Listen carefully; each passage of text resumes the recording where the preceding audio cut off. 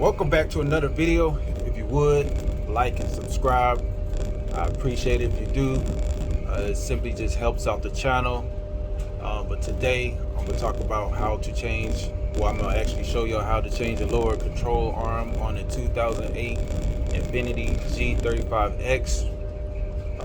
But before we get into that video, make sure you hit that like button and that subscribe button. And I'm gonna give y'all some symptoms of what occurs, what to look for. So a clunking sound or a squealing sound. These usually happen, and you really gonna hear on Nissans and Infinitis. Next, you're gonna get the steering, the car drifting to one side or the other side, or you're gonna get loose or shaking steering. You know, when you're going down the highway, it's gonna shake really fast, it's like a little vibration in your steering wheel. And last but not least, you're gonna get uneven tire wear.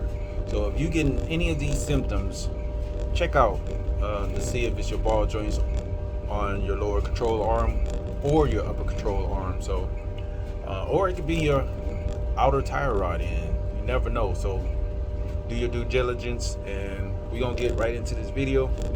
I asked that y'all look past that. I did not have time to give y'all the bolt size and everything like that because this customer, she really needed her car and it took me 4 hours to do it. So I'm just giving y'all a heads up now. But if you can do this car, you can pretty much do standard cars, because this one is a little bit more intense and has a lot more involved in it. So I hope y'all enjoyed this video, and I hope I helped y'all out. Don't forget to like and subscribe.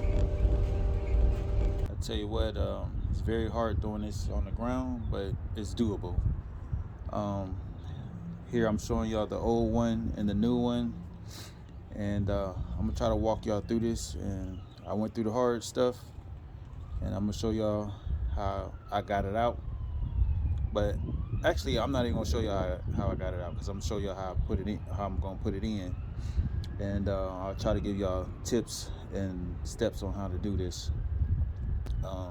It's a lot of work involved. You might as well just take everything off. But without further ado, let's get right into this.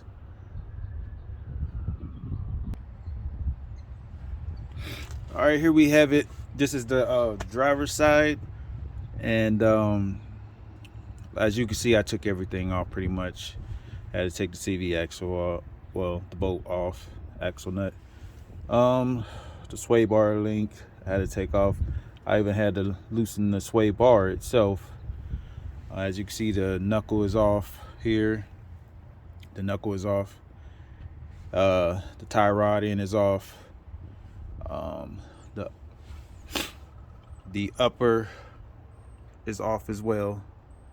I had to take it off here because there's no way you can kind of get it out. It's so much easier if you just take everything out. So basically, I'm gonna just try to show y'all how I'm gonna put it back in. I'm gonna slide this lower control arm back in, and I'm gonna show y'all how I did it. All right, on here, as you can see, it was a sleeve on right there, and basically it's this piece right here.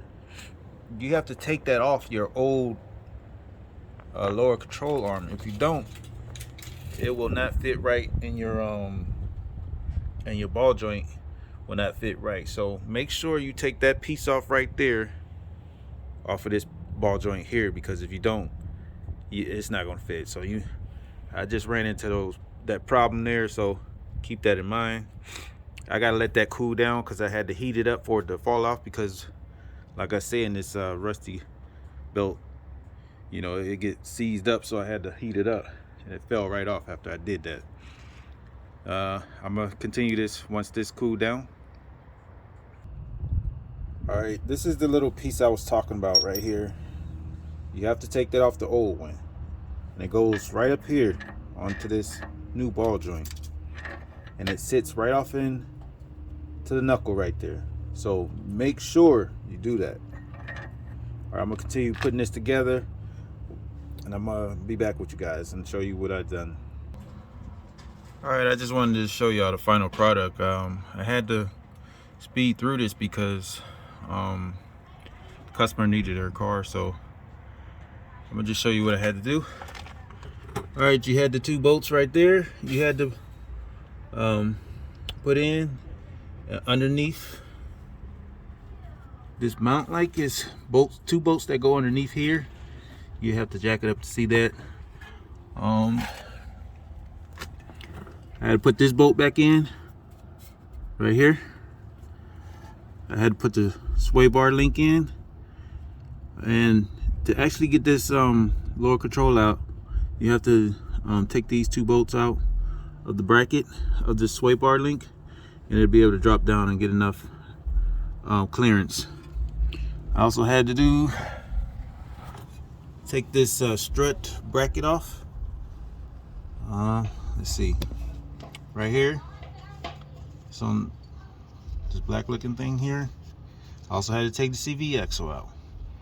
I also had to take the upper control arm off, well, just the bolt itself, and pop that up. And pretty much, I had to take the tie rod end off as well, put that back on, and I had to put the CV axle back on as well. And you're gonna have to take this wire out here. Just pop it out, both of them, so you get clearance when you're trying to take it out. And that's it for the most part. And you want to put your ball joint in there, and that cotter pin as well. I hope I helped y'all out. If so, please like and subscribe. Thank you for watching this video. You have a good day.